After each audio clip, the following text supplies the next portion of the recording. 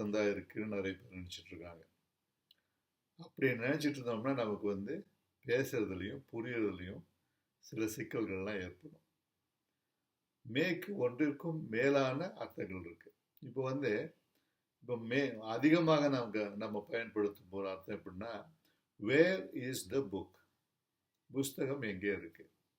It may be in the bedroom, அது பெட்ரூமில் இருக்கலாம், இல்லாமல் இருக்கலாம். இதுதான் வந்து ஒரு அடிப்படையான ஒரு அர்த்தம் மேக். இதுதான் நம்மளாம் படிச்சிருக்கோம் ஸ்கூலில். இட் மே பி இன் த பெட்ரூம்னா பெட்ரூமில் இருக்கலாம், இல்லை இல்லாமையும் இருக்கலாம். வேர் இஸ் குமார், குமார் எங்கே இருக்கான். ஹி மே பி பிளேயிங், அவன் விளையாடி கொண்டு இருக்கலாம், விளையாடாமலும் இருக்கலாம். அப்போ ஹி மேனா அதுதான் அர்த்தம். இது ஒரு அர்த்தம் தான். இன்னொரு அர்த்தம் எப்படின்னாக்கா ஒரு அனுமதி கொடுப்பது. இப்போ வந்து மே ஐ சிட் டவுன்னு கேட்குறோம். நம்ம ஒரு இடத்துக்கு போய் நான் உட்காரலாமான்னு கேட்குறோம். மே ஐ சிட் டவுன்னா கீழே, டவுனுங்கிற வார்த்தை வந்திருக்கிறதுனால கீழே உட்காரலாமான்னு அர்த்தம் கிடையாது. மே ஐ சிட் டவுன்னா உட்காரலாமா, அவ்வளோதான். மே ஐ சிட்னு கூட கேட்கலாம். மே ஐ சிட்னு கேட்கலாம், மே ஐ சிட் டவுன்னு கேட்கலாம், ரெண்டுமே கேட்கலாம். அப்போ அவங்க பதில் சொல்கிறாங்க யூ மே சிட் டவுன் அப்படின்னு பதில் சொல்கிறாங்க. ஓ யூ மே சிட் அப்படின்னு பதில் சொல்கிறாங்க. அப்போ அதுக்கு என்ன அர்த்தம்னா நீங்கள் உட்காரலான்னு தான் அர்த்தம். யூ மே சிட்னா நீங்கள் உட்காரலாம், நீங்கள் உட்காரலாம், இல்லாமல் உட்காராமலும் இருக்கலாம் என்ற ஒரு அர்த்தம் அங்கே வராது. இப்போ மேற்கு அந்த இடத்துல வந்து உட்காரலாம் அல்லது உட்காராமல் இருக்கலாம் என்ற அர்த்தம் கிடையாது. உட்காரலாம் என்றுதான் அர்த்தம். யூ மே சிட்னா நீங்கள் உட்கார்ந்துக்கலாம். மே ஐ கோ நவ், நான் இப்பொழுது போகலாமா. அப்போ யூ மே கோ, நீ இப்பொழுது போகலாம், அவ்வளோதான். அதில் நீ போனா போ, இல்லாட்டி வேண்டாம், அந்த அர்த்தம் கிடையாது. யூ மே கோ நவ்னா நீ இப்பொழுது போகலாம். அப்போ இந்த சூழ்நிலையை பொறுத்து இந்த ரெண்டுக்கும் அர்த்தங்கள் மாறுபடும். இப்போ வந்து இன்னொருத்தர்கிட்ட கேட்குறாரு, வேர் இஸ் த ஃபைல், அந்த ஃபைல் எங்கே. You may get it from Kumar, நீ குமாரிடம் வாங்கிக்கொள். இந்த இடத்துல வந்து you may get it from Kumar சொல்லும்போது நீ குமாரிடம் வாங்கிக்கொள்ன்ற ஒரு அர்த்தம் தான். ஆனால் அது அந்த இடத்துல அந்த சூழ்நிலையும் அவங்க நம்ம சொல்லக்கூடிய அந்த துணியையும் பொறுத்தா இருக்கு.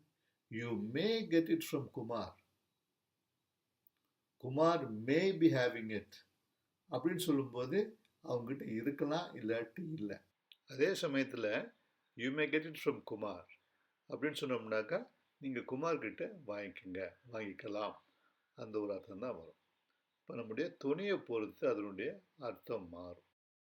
அப்புறம் அந்த சூழ்நிலை பொறுத்து, எழுத்தில் நம்ம எழுதும் போது எப்படி கண்டுபிடிக்கணும், அந்த சூழ்நிலையை பொறுத்து அது மாறும்.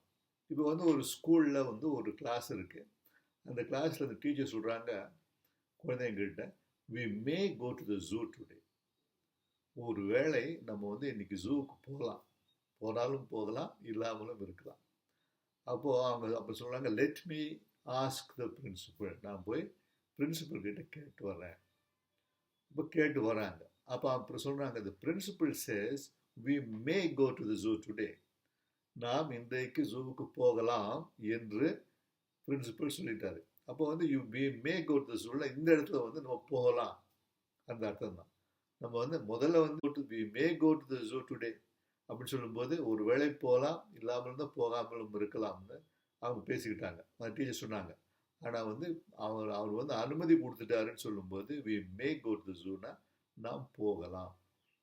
அதனால் வந்து இந்த மேங்கிறது வந்து எப்பவுமே இருக்குமா இல்லையா அந்த நிலைமையில கிடையாது, எப்பவுமே கிடையாது.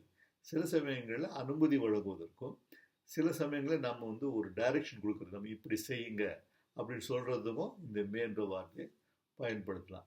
இந்த வித்தியாசம் தெரியலன்னா நம்ம ஒருத்தர் வந்து நம்மக்கிட்ட யூ மே சிட் டவுன் சொல்லும்போது ஒருவர் நம்ம உட்கார சொல்கிறாரா, இல்லாட்டி ஒரு திட்டமாக ஒரு சொல்லலையே நான் உட்காரலாமா வேண்டாமா அப்படியான சந்தேகங்கள்லாம் வந்துடும். அந்த மாதிரி சந்தேகமெல்லாம் வேண்டாம். யூ மே சிட் டவுன்னா நீங்கள் உட்காரலாம்.